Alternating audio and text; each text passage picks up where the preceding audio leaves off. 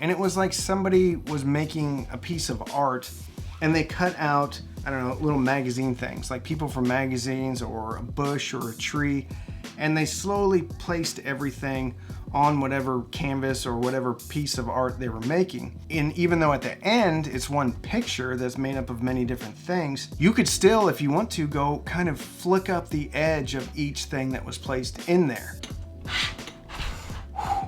That, my friends, is one big stack.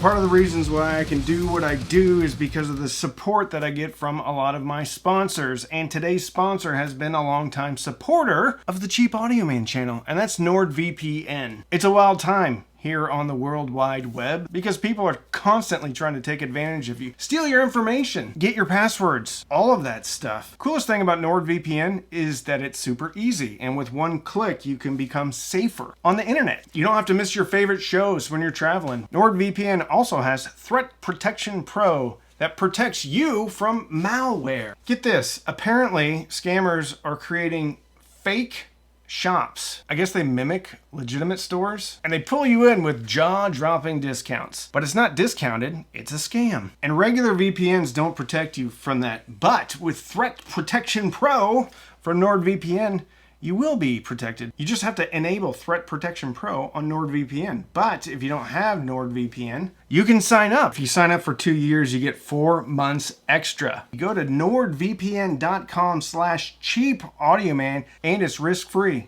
because Nord gives you a 30-day money-back guarantee. NordVPN has a dark web monitor that will let you know if they find your information. So check out nordvpn.com/cheapaudioman. If you sign up for 2 years, you get 4 months extra. You can enable Threat Protection Pro, dark web monitoring.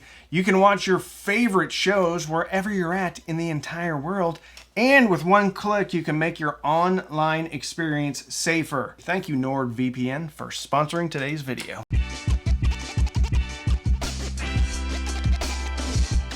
This, my friends, is the Schiit Gigastack. Giga Stack.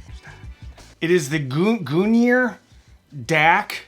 It is the Kara F preamp. And it's the Wotan 2-channel amplifier. We're going to talk about all of them because they all work together synergistically because of the Forkbeard app.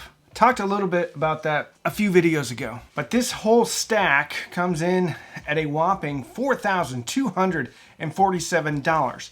Before you freak out, that is 3 separate components, including not the flagship DAC from Schiit, but the step down. It also includes my favorite Schiit preamp. I don't really like tubes. I think they're silly. I know that's an unpopular opinion, and it's okay if you like tubes.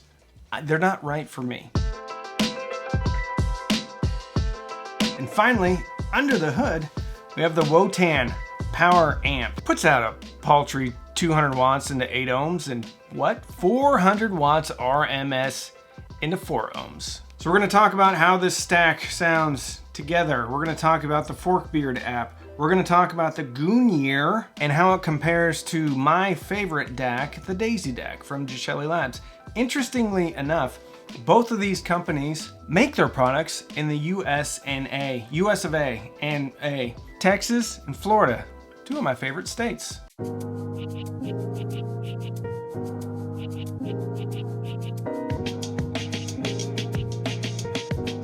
Very quickly, the Kara F is a preamp and also a headphone amp. They call it the Nexus Balanced Preamp and Headphone Amp. Comes in at $799, which isn't a terrible price for a balanced preamp, truly balanced preamp. On the back, you have 2 balanced inputs and then 3 single-ended inputs, and then 1 balanced output and 2 single-ended output. I almost said balanced, that single-ended balanced. Nope, single-ended outputs. Why 2 single-ended outputs? Well, it doesn't have a subwoofer output, but with 1 set of single-ended outputs, you can run that to a subwoofer.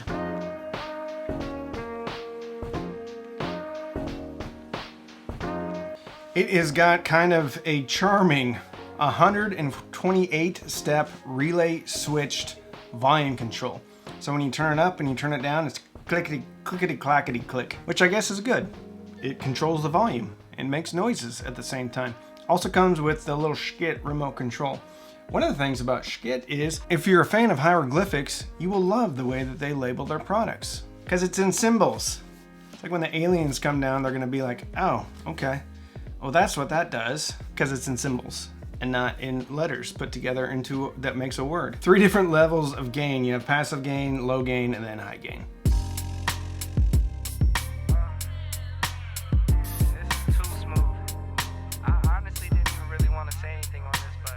The Wotan is a speaker amplifier. Speaker amplifier comes in at $1,999. Just a power amp, no volume control. That's why you need a preamp. Or technically, I guess you could hook up DAC or something like this that has volume control. On the back, you have a pair of balanced inputs.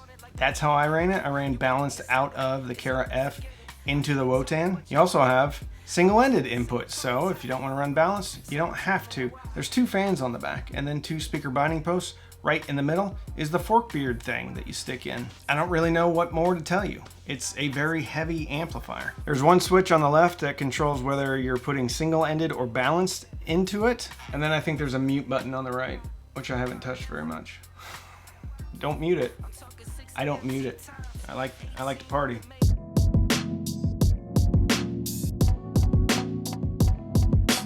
One of the unique things about this amplifier is it's dual mono, so it has 2 power supplies, 1 for each channel. They call it differential nexus. It's their unique current feedback design that is inherently balanced. There's other things about it that you can read on the website if you'd like to. I'm not going to pretend to understand it. It does have 160,000 microfarads filter capacitance, which is pretty cool. It's a beefy amplifier, real big, real heavy.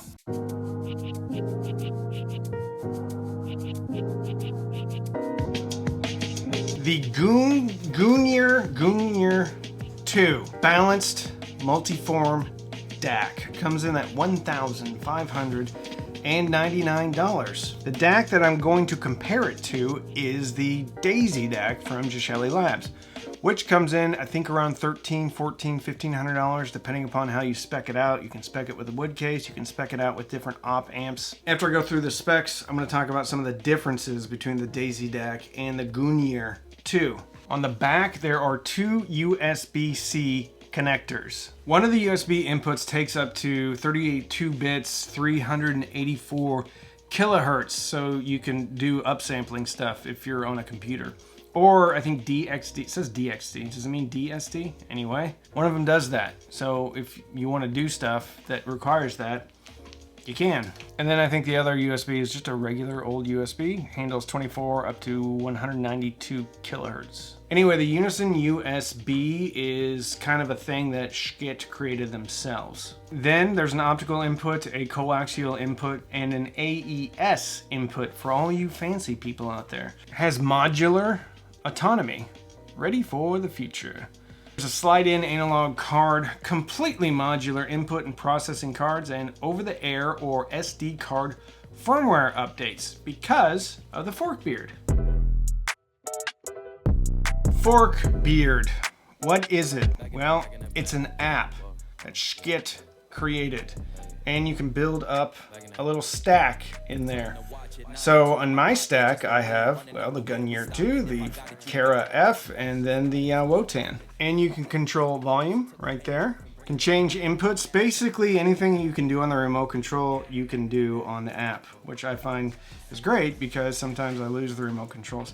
However, the remote controls are magnetic and you can put them right on the side of each component, which is real nice. I have heard unofficially that there are future plans for the app, which goes well beyond just remote controlling. Who knows what it's going to be. The cool thing is though, you don't have to sign up for anything. They don't even ask for an email address. So Schiit is not selling your to anybody.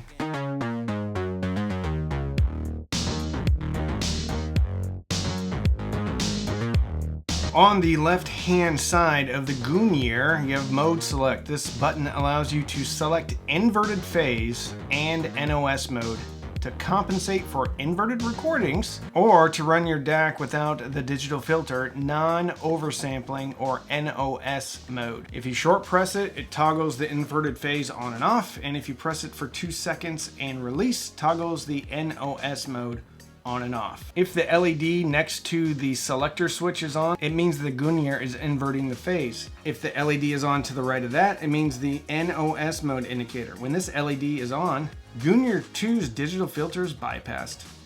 In that mode, you can experiment with other upsampling modes from your computer, which I would never do in a million years, because I don't know how to do that. Play around with the upsampling algorithms. And probably go insane due to the nervosa. This is right out of their manual, which I really appreciate. But hey, who are we to judge? Go ham on it, on the upsampling algorithms. Then over to the right-hand side, next to the input selector switch, you have, well, LEDs that tell you which input you're on. The hieroglyphics are getting better though. I can actually tell you what each one is because it looks like it. You have 2 USBs on the left, and then you have the optical, and then you have the coaxial, and then you have the AES. And then there's an LED. It's called Buy Better Gear Indicator. When this LED is on, this indicates if an input is out of range, high jitter or off frequency with Gungnir 2's new programmable oscillators. We don't expect you'll ever see this indicator on, ever. And then the last LED is the mute indicator. Okay, we all good? Comes with the remote control.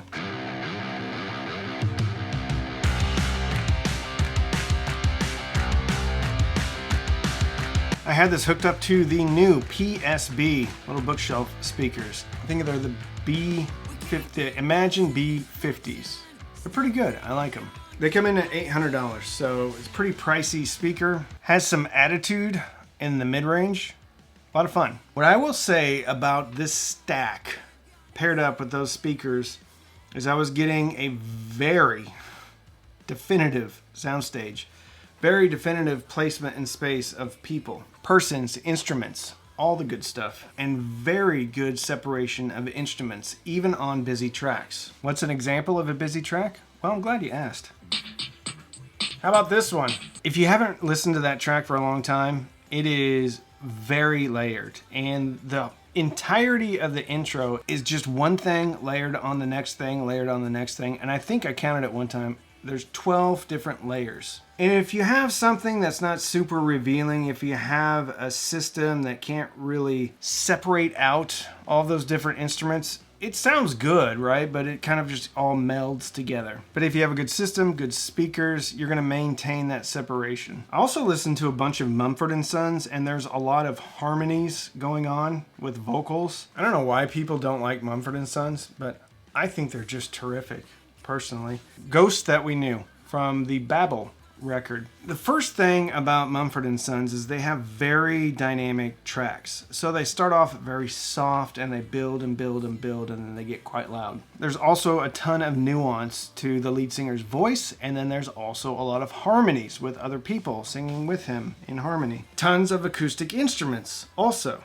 The whole combination, the Giga Stack and the PSB Imagine B50s, did a spectacular job of being tonally accurate with acoustic instruments, with vocals, with breath sounds within vocals, and air, which I really like. It's addicting. I didn't want to stop listening. It's very good. Very, very good. Effortlessly dynamic. Trouble by Cage the Elephant.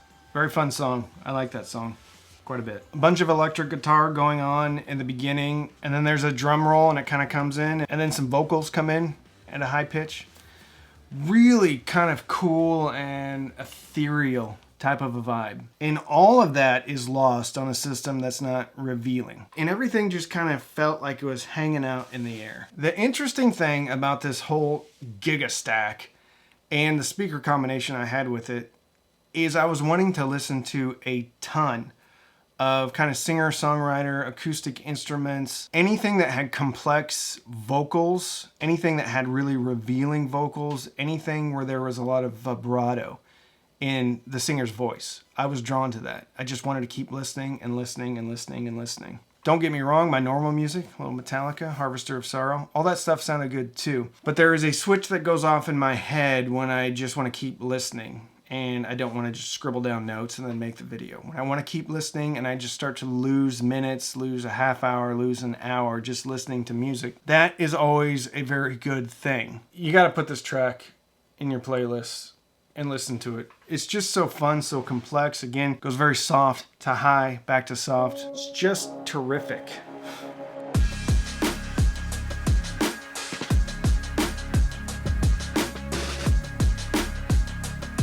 All right, what some of you may have been waiting for is the comparison between the Schiit Labs Daisy DAC to the Gungnir 2. Well, I'll put it to you this way. If I was blindfolded, there is zero chance that I would have known which DAC was playing. One of the standout features of the Daisy DAC is its ability to place instruments and people in space and separate instruments from one another. Up to this point, I had not heard a DAC in the same price. Well, I haven't really heard a DAC that kind of pulls off the same magic trick as the Daisy DAC does. Until the Gungnir 2 came into my life. There's a lot of other DACs out there that I enjoy. Mainly the Denafreps Aries, whichever version it is. But the Daisy was always next level in its ability to really kind of just carve out each instrument, put them in place, but really also you could just hear it so perfectly. And it was like somebody was making a piece of art and they cut out, I don't know, little magazine things, like people from magazines or a bush or a tree, and they slowly placed everything on whatever canvas or whatever piece of art they were making. And even though at the end it's one picture that's made up of many different things, you could still, if you want to, go kind of flick up the edge of each thing that was placed in there. And that's the best way I can describe the Daisy DAC. The Gungnir 2 does it too, exactly the same way. Like I said, I've never heard another piece of equipment pull off the same magic trick. Biggest difference between these DACs is how they look. A lot of people aren't gonna like the Daisy DAC, how it looks. I totally get it. The Daisy DAC also has a lot more inputs. It has 2 opticals, 2 coaxials, and then a USB. So with the Schiit, you're getting 2 USBs. Daisy has more outputs too. The other major difference is you can roll the op amps inside the Daisy. So if you want to, you can further change the sound. The Daisy that I have has the stock Texas Instruments op amps in it. And it was kind of crazy how similar they both sounded to one another. Very similar tone. I would say if it leaned one way or the other, it just kind of leans slightly cool, but both are very dynamic.